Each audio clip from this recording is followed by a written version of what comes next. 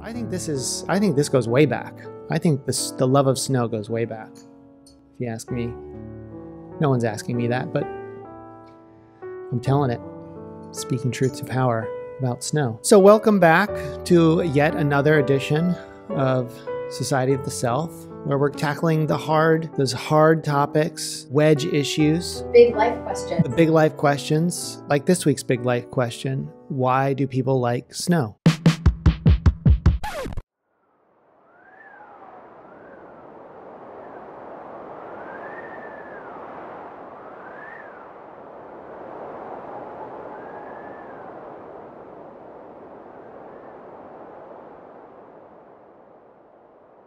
Here's my dad. Is it coming down heavy? People love it. Right now, we are having a snowfall. One could say a blizzard. I don't know if you know, but New York City, we get blizzards and we get snowfall, but it's kind of hit or miss. You know, we get a lot of predictions of snow and then the snowfall underperforms. But not this time, baby. This time, we are coming in strong. When you saw that it was snowing today, did you find yourself getting giddy? Oh, yeah. Big time. Big time. Big time. Big time giddiness. I mean, look at me. I'm having a good time. I've got the hat on. That snow did that. Snowfall did this. You know what I mean? I was looking for my hat because I got to stick with the brand. You know what I mean? Hide my bald shame. And I chose to go whimsical. I went whimsy. Because that's what snow makes me feel, is whimsy. So where am I even getting this information from? You may ask. How do I know what people feel? How do I know why humanity loves snowfall so much? Well, I read one article about it, and B, I made the rest up. So it would just be a testament to my ability to take in information and my ability to give back information of my own creation. But I believe these are accurate. If you could think of one reason why humans love snow, what would it be? One reason. Super cute. Super cute.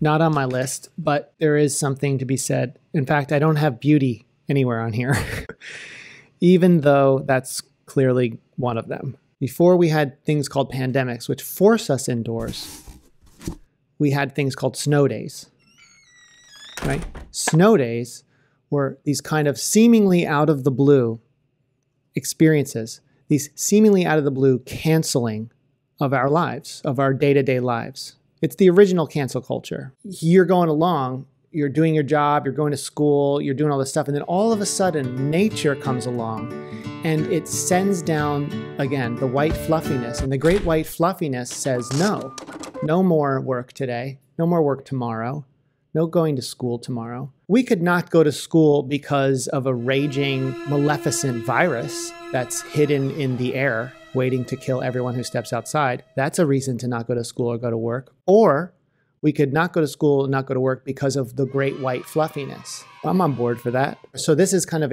not a forced, but it's a really strong suggestion from the sky gods, to go in. Stay indoors, stay with your partner, get cozy, get a blanket. You look outside and what do we see? We see this pristine covering over everything. It's almost like the great white fluffiness. It comes down and it layers a thin or thick layer of newness on top of everything. That could be a frightening thing, but because of all these other experiences we have, it's a very welcoming thing. It's an opportunity to have change, but in a very fluffy way. And you know this, right? Because when you're a kid, right? What's the thing you want to do? When you're a kid, you look outside and you see all that newness. And what's the thing you want to do first? Step in it. You want to be that first footprint. And my stepdad always wigged out, always got angry. Don't walk on the front lawn. Don't walk. You're going to ruin it. You're going to ruin it. Right? He was very protective of the snow on the front lawn. You're going to ruin it. But in the backyard, it's like the Wild West. I could do whatever I wanted. I mean, think about it. Here's all this newness. What are we experiencing? That first step. It's literally like Eden. You're going to ruin it. It is like Eden all over again. It's stepping out. God created the proto-human out of the earth. They stood there and took that first step. And every time it snows and we go out and we're the first one to take that first step, it's like that first step. It takes us all the way back to Eden. How about that? How about that? Is that deep enough for you? Pretty profound. Yeah? Spiritual. I don't know how much of this you know, but Andrew Weil, nutrition guy, but his first book was about the psychedelic experience. And in the beginning of that book, he talks about the psychedelic experience is natural to humans, that humans do this and have been doing this since humans have been humans. And that we see this in children, that children will, one of the first things they learn to do when they're able to have balance is to throw themselves off balance. So they put themselves in a state where they're having a non-ordinary experience. The playing with our normative sense perception is something that humans like to do. So snow plays with our senses in that what we see and experience outside is an extreme quiet, right? Snowfall is known for its quietness. Now that would be fine and that would be enough if it was only that. But how it messes with our senses is that typically when we see a lot of something, when we see a lot of activity, it tends to have sound associated with it. Cars, people, leaves, rain, anything that there's a lot of happening at once, we associate with some sound. Snow, on the other hand, is extremely quiet. It's one of the only weather occurrences where you're seeing a lot of activity, but you're not hearing anything. And that is extremely pleasurable to us because it's altered. It is altering what we expect to experience.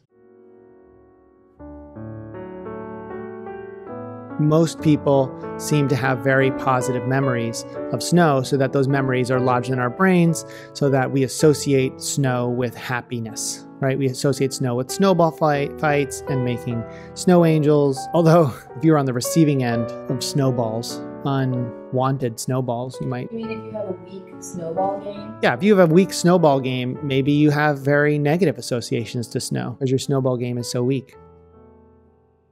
Could be. You're going to ruin it.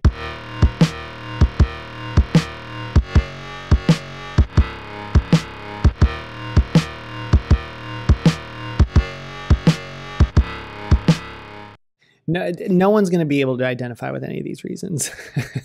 Like people they want to hear like, why do we like snow? Well, it reminds us of better times, innocence, playfulness, Santa. That's all true. But Eden, the Edenic state, that's what I'm talking about. When I go out into the snow, it ain't about any of that stuff. It's about rebirth. No, it's not. It's about snowballs, always.